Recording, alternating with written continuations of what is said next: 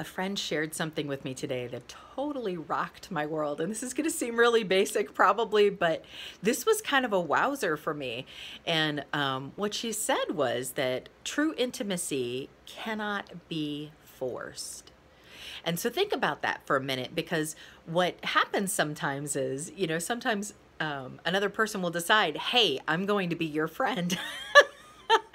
Or if you're in ministry, people will often contact you with some deeply personal information because they feel like they know you, even though you don't know them and you don't have a relationship with them. And so it's kind of like someone walking up to you and expecting to have sex with you. I mean, it's like, they want intimacy immediately without the groundwork of relationship. And the problem with that concept is that intimacy can't be forced. If it's forced, it's not actually intimacy. And so, yes, Jesus loved us and gave his life for us, but he chose to give his life for us. And so you can't decide for someone else that because they're a Christian, that they have to sacrifice for you. It doesn't work like that. You can't force that, because that's not true love if you're trying to make it happen. And so it has to be a gift freely given, in the same way that God doesn't want anything but cheerful givers. He wants you to want to give. That's the same reason that he doesn't force us to choose him. He wants us to pick him, because that's what intimacy is about. Intimacy is about mutual agreement. And so to be able to actually have intimacy and have it successfully, it has to be chosen by both parties. And so I think some of this is trusting that God will open the door for relationships where he wants them opened. And there are moments where intimacy happens very quickly. So when you are connected in the spirit, I have had that experience where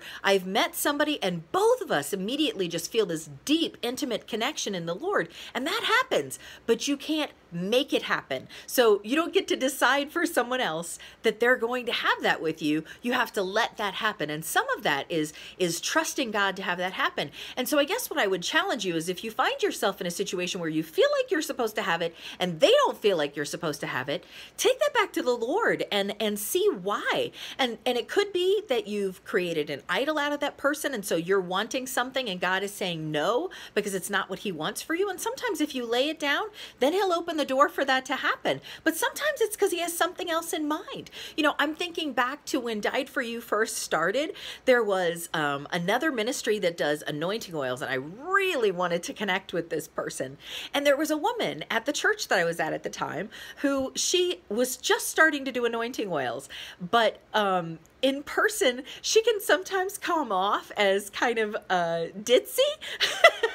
She's kind of the quintessential blonde, no offense to blondes. And so she comes off that way when you first meet her if you're not paying attention. And so I was like, oh God, please, just not that woman. I want this other woman. And so I was trying to force this intimacy with this other, person, because I'm trying to create this relationship, because that's the anointing oils I want to use with Died For You. And yet what God is doing is cultivating this relationship with this other woman. And I'm like, no, that's not what I want. And so finally, what ended up happening is I said, okay, God, whatever you want. And he developed a relationship with this woman who I was resistant to. And I'm just going to tell you, she became a spiritual mother to me. Carol is an amazing woman, but she's someone who is so deep, and the way that she communicates, you have to sit and listen and just let her share. And sometimes it takes a little bit of time for the picture to become clear. And so what happens is I was tuning out before the picture was coming into focus. And so to me, I was like, nothing she's saying makes any sense. But it's not that it didn't. It was that I wasn't staying long enough for the picture to fully develop.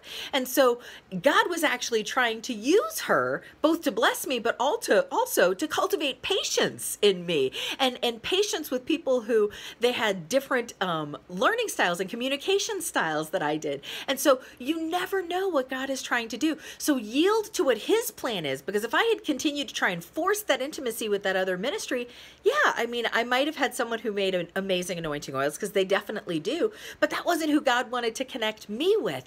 And now we have this amazing partnership with the Scent of Heaven, and it's so beautiful how God did that that and I would have missed that whole thing if I had tried to force intimacy in a different situation rather than yielding to the choice that God had for me and having that mutual deep relationship with Carol. It's just beautiful how God works when we let him. And so I just want to encourage you today to seek out the true intimacy that God would have for you, those true deep relationships that he would have for you, and let him open those doors and trust his timing in it and be open to it, but don't try and force anything, because when you try and force it, it just never works out right. And so trust that he's got it.